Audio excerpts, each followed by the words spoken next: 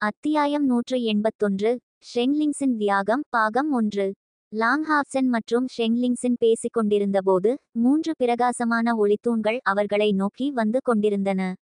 ஒவ்வொரு ஒளித்தூணின் கீழேயும் 100 பேர் கொண்ட பேய்களின் படைகள் தெளிவாக தெரிந்தன. மொத்தம் 300 பேய்கள் மட்டுமே இருந்தாலும் அவை வெளியிடும் அழுத்தம் மறுபுறம் இருந்து வந்த பேய் படைகளுக்கு சற்றும் குறைவில்லை. இவ்வளவு நெருக்கத்தில் லாங்ஹாப்சென் அந்த 3 பேய் கடவுள்களின் தோற்றத்தை தெளிவாக பார்த்தான். நடுவில் இருந்த பேய் கடவுள் பிரகாசமான சிவப்பு ஒளியையும் தங்க நிற ஒளியையும் வெளியிட்டான். ஆனால் அது புனித ஒளியல்ல, மாறாக அடர்ந்த இருளும் எரியும் ஆற்றலும் நிறைந்த ஒளியாக இருந்தது. அந்த ஒளியின் உள்ளே 3 மீட்டர் உயரமும் போர்க்குதிரையின் மீது 10 மீட்டர் உயரமும் கொண்ட ஒரு பேய் கடவுள் இருந்தான். தங்க கவசம் அணிந்து அச்சமூட்டும் தோற்றத்துடன் அவனது முகம் சிங்கத்தை ஒத்திருந்தது, ஆனால் உடல் மனிதனைப் போல இருந்தது. அவனது முகமும் தோலும் சிவப்பு நிறத்தில் இருந்தன. லாங் சிங்ய முன்பு லாங்ஹாப்செனிடம் 72 பேய் கடவுள்களை பற்றி சொல்லியிருந்தபோது அவற்றை மனப்பாடம் செய்யுமாறு உத்தரவிட்டிருந்தார். அந்த பெரிய உருவத்தை தெளிவாக பார்த்தவுடன் லாங்ஹாப்சென் உடனடியாக அவனை அடையாளம் கண்டான். இவன் 72 பேய் கடவுள்களில் 52வதாக வரிசைப்படுத்தப்பட்டவன், அலோசர் என்பவன். எரியும் பேய்ச் சிங்கமான இவன் இருள் மற்றும் தீயின் ஆற்றலை பயன்படுத்துவதில் வல்லவன். இந்த பேய் கடவுள்கள் உண்மையான இராணுவ வீரர்கள் 52வது இடத்தில் இருந்தாலும் இவன் 9வது படியில் உள்ள உண்மையான வலிமையாளன். எரியும் பேய்ச் சிங்கம் அலோசர் இடது பக்கத்திலிருந்து நெருங்கினான். அந்த நேரத்தில் கருப்பு ஒளித்தூணின் கீழே ஒரு மிக பிரம்மாண்டமான உருவம் தோன்றியது. இந்த பேய்க்கும் மனித உடல் இருந்தது, ஆனால் காளையின் தலை. அதன் முதுகில் கருப்பு இறகுகளால் ஆன 2 இறக்கைகள் இருந்தன. அதன் உடல் முழுவதும் நீல பச்சை நிறத்தில் பளபளத்தது. அதன் மேல் உடலில் பாம்பு வடிவ தசைகள் மட்டுமே பயங்கரமானவை என்று விவரிக்கப்பட கூடியவை. அதன் உயரம் 5 மீட்டருக்கு மேல் இருந்தது. இவன் 61வது பேய் கடவுள், பேய் இறக்கை காளை சாகன். மறுபுறம் பச்சை ஒளி மற்றொரு மனித வடிவ பேயை மறைத்தது. இவன் பச்சை நிற இறக்கை குதிரையில் அமர்ந்திருந்தான். 2 மீட்டர் உயரமுள்ள அழகான ஆண் உருவில் இருந்தான். ஆனால் அவனோ அல்லது அவனது குதிரையோ இருவரின் கண்களும் சிவப்பு ஒளியை வெளியிட்டன மற்றும் பச்சை ஒளி அவர்களைச் சுற்றி வினோதமான உணர்வை அளித்தது. இவன் 70வது பேய் கடவுள், தீய பேய் குதிரை வீரன் சீரே. கடைசி 12 பேய் கடவுள்கள் 8வது படியின் உச்சத்தில் இருந்தனர், மற்ற 69வது படியில் இருந்த ஃபெங்கியா. இந்த 3 பேய் கடவுள்களும் தலா 100 உயர்ந்த பேய் படைகளை வழிநடத்தினர். அவர்களின் பேய் கூட்டத்தின் முக்கியத்துவத்தால் அவர்களுக்கு பல்வேறு குலங்களைச் சேர்ந்த பாதுகாவலர்கள் இருந்தனர். தீய பேய் குதிரைவீரன் சீரேவுக்கு கீழ் குறைந்தது 100 பச்சை இரட்டை கத்தி பேய்கள் இருந்தன. பேய் இறக்கை காளை சாகனுக்கு பீட்டா பறக்கும் பேய்களுக்கு இணையான பறக்கும் திறன் கொண்ட 100 இரட்டை தலை பேய் கழுகுகள் இருந்தன. எரியும் பேய்ச் சிங்கம் அலோசருக்கு 3 மீட்டர் உயரமுள்ள முழு உடலும் சிவப்பாக மின்னும் 100 எரியும் பேய்கள் இருந்தன. 3 பெரிய பேய் கடவுள்கள் மற்றும் 300 பாதுகாவலர்கள். இவர்கள் அனைவரும் சேர்ந்து பிரகாசமான தேவதை நைட் படையின் திரும்பும் பாதையை ஒரு இயற்கை அகழி போல் தடுத்து நின்றனர். இந்த பாதையை உடைத்து செல்வது நிச்சயமாக எளிதல்ல. ஷெங்லிங்ஸினின் குரல் லாங்ஹாப்செனின் காதில் ஒலித்தது, நாம் அவர்களை நேருக்கு நேர் எதிர்க்க முடியாது. மிக முக்கியமானது நேரத்தை இழுத்தடிப்பது. எக்ஸார்சிஸ்ட் மலைப்பாதை இந்த 3 பேய் கடவுள்களின் தோற்றத்தை நிச்சயமாக கவனித்திருக்கும். 10 நிமிடங்கள், அதிகபட்சம் 10 நிமிடங்கள் நாம் தாக்குப்பிடிக்க வேண்டும், பின்னர் உதவிப்படைகள் வரும். இதை கேட்ட லாங்ஹாப்சென் ஷெங்லிங்ஸின் தன்னை இங்கு இருக்க அனுமதித்ததை புரிந்து கொண்டான். 3 பெரிய பேய் கடவுள்களும் ஷெங்லிங்ஸின் பிரகாசமான தேவதை நைட் படையை தாக்கி எக்ஸார்சிஸ்ட் மலைப்பாதைக்கு திரும்புவதற்கு முன்னர் அவர்கள் எதிர்பார்க்கவில்லை. மாறாக அவன் தனது படைகளை ஒழுங்காக அமைத்து இறுதி வரை பாதுகாத்தான். இதனால் அவர்களின் எதிர்வினை சற்று மெதுவாக இருந்தது. ஷெங்லிங்ஸின் 3 பேய் கடவுள்களும் பிரகாசமான தேவதை நைட் படையை எதிர்க்க சிறப்பு படைகளை ஏற்பாடு செய்திருப்பார்கள் என்று எதிர்பார்க்கவில்லை. அதேபோல் அந்த 3 பேய் கடவுள்களும் ஷெங்லிங்ஸின் இவ்வளவு விரைவாக முடிவெடுப்பார் என்று எதிர்பார்க்கவில்லை. சற்று யோசித்தபின் ஷெங்லிங்ஸின் எக்ஸார்சிஸ்ட் மலைப்பாதையில் இருந்து உதவிக்காக காத்திருப்பதை உணர்ந்தனர். எனவே எந்த தயக்கமும் இல்லாமல் உடனடியாக தாக்குதலை தொடங்கினர். பிரகாசமான தேவதை நைட் படையையும் இரவின் அசாசின்களையும் வீழ்த்தினால் கோவில் கூட்டணிக்கு பெரும் பாதிப்பு ஏற்படும். இந்த இலக்குடன் அவர்கள் தங்கள் தனிப்பட்ட பாதுகாவலர்களை முன்னோக்கி அனுப்பினர். ஷெங்லிங்சனையும் லாங்ஹாஃப்சனையும் இந்த மூன்று பேய் கடவுள்கள் ஏன் கவனிக்க வேண்டும்?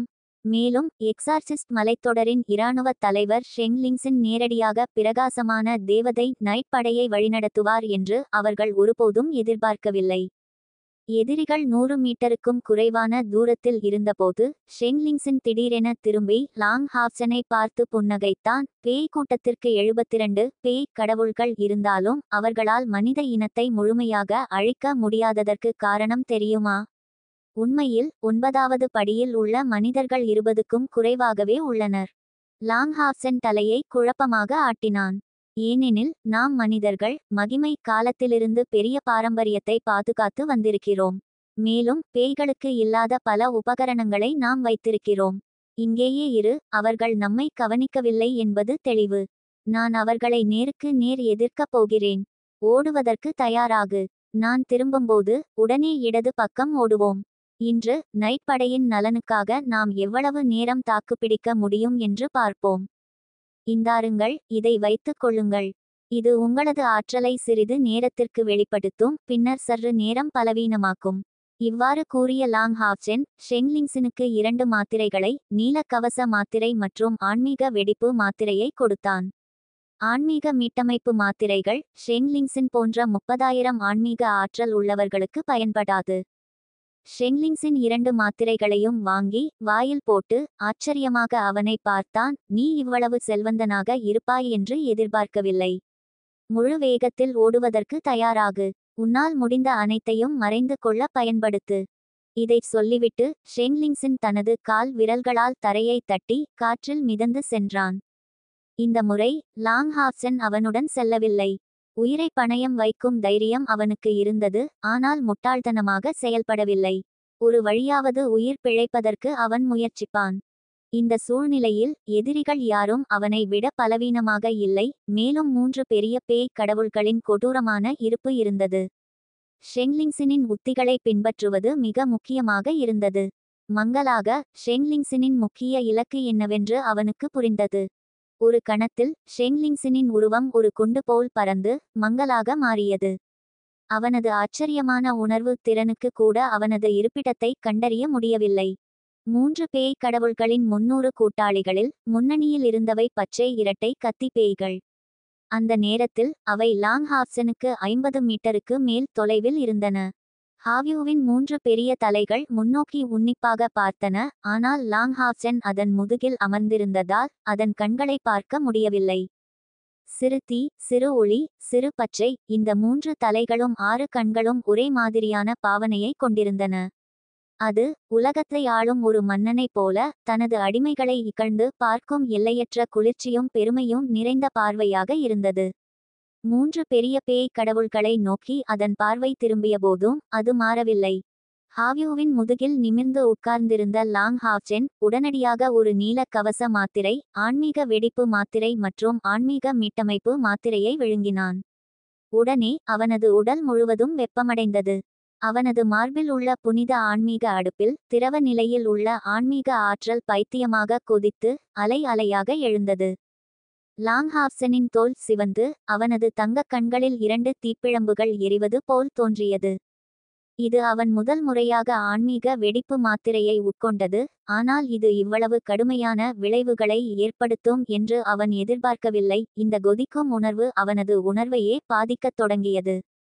பேங்! முன்னணியில் ஓடி வந்த ஒரு பச்சை இரட்டை கத்தி பேய் திடீரென குதித்து லாங்ஹாஃப்சனை நோக்கி நேரடியாக வந்தது. அதன் பெரிய முன்னங்காலை உயர்த்தி லாங்ஹாஃப்சனை கிழித்து எறிய முயன்றது. கோல்! லாங்ஹாஃப்சன் உரத்த குரலில் கத்தினான். இப்போதைய அவன் இதுவரை இல்லாத அளவுக்கு வலிமையான போர்க்குணத்தையும் கொலை உணர்வையும் அடைந்திருந்தான். அவனது கால்கள் இரண்டும் பலம் கொண்டு ஹாவ்யூவின் முதுகிலிருந்து குதித்து அந்த பச்சை இரட்டை கத்தி பேயை எதிர்கொண்டான்.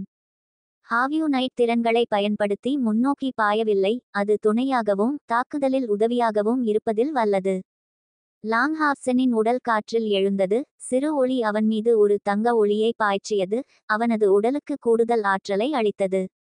அது ஒரு பிரகாசமான தீப்பந்தமாக இருந்தது, மாறாக லாங்ஹாஃப்சன் முன்பு பயன்படுத்திய சூரிய ஒளித்தீயாக இருந்தது. இந்த சூரிய ஒளித்தீ அவனது உடலை ஒளிரச் செய்து ஒரு வினோதமான உணர்வை அளித்தது. ஒரு கணத்தில் 2 வாள்கள் அவனது தலையின் மேல் உயர்த்தப்பட்டு இந்த ஆற்றல் உயர்வை பெற்றவுடன் உடனடியாக தாக்குதலைத் தொடங்கின. புனித ஆவி வாள் மற்றும் நீலமலை ஒளியின் மலர் இரண்டும் பூமியை ஒளிரச் செய்யும் 2 சூரியன்களைப் போல இருந்தன. ஆன்மீக வெடிப்பு மாத்திரையின் விளைவால் லாங்ஹாப்சனின் உள் ஆன்மீக ஆற்றல் கோபமாக வெடித்தது. இரட்டை சூரிய ஒளி அடிகள் உறுதியாக தாக்கின. சிறு ஒளியால் வெளியிடப்பட்ட சூரிய ஒளி தீ சூரிய ஒளி அடியில் இருந்து வெளிப்படும் ஒளியின் தீயின் பண்புகளை கொண்டிருந்தது. இவை இரண்டும் ஒருவரையொருவர் நிரப்பி லாங்ஹாப்சனின் வெடிக்கும் நிலையுடன் இணைந்து இந்த அடி அற்புதமான ஆக்ரோஷத்துடன் நிரம்பியிருந்தது. பாங்! லாங்ஹாப்சனின் கைகளில் உள்ள குறுக்கு வாள்கள் பச்சை இரட்டை கத்தி பேயின் கத்தி போன்ற முன்னங்காலை தாக்கின. காதை பிளக்கும் உடைந்த ஒலியுடன் பயங்கரமான புனித ஆற்றல் வெடித்தது. அந்த பச்சை இரட்டை கத்தி பேயின் 2 முன்னங்கால்களும் லாங்ஹாப்சனின் அடியால் உடைந்து நொறுங்கின. அவன் தாக்கத்தால் தரையில் விழுந்தான். பேய் கடவுள்களால் நேரடியாக வழிநடத்தப்பட்ட இந்த வீரர்கள் சாதாரண பேய்களை விட மிகவும் வீரியமானவர்கள். அவர்களின் மிகவும் பெருமைமிக்க ஆயுதம் உடைந்தாலும் இந்த பச்சை இரட்டை கத்தி பேய்கள் சிறிதும் தயங்காமல் லாங்ஹாப்சனை நோக்கி ஓடி அவர்களின் உறுதியான உடல்களால் அவனை நசுக்க முயன்றன. அந்த நேரத்தில் ஒரு உரத்த டிராகன் கர்ஜனை ஒலித்தது. லாங்ஹாப்சனின் வாள்கள் ஒருவரையொருவர் பின்னிப்பிணைந்தன. அந்த கணத்தில் தங்க செதில்கள் அவனது உடலைச் சுற்றி தோன்றின. தங்க ஒளி அசைந்து காதை பிளக்கும் உராய்வு ஒலியுடன் பச்சை இரட்டை கத்தி பேயின் உறுதியான கவசம் உடைந்து நொறுங்கியது. கூர்மையான நீலமலை ஒளியின் மலர் ஒரே அடியில் அதன் உயிரை பறித்தது.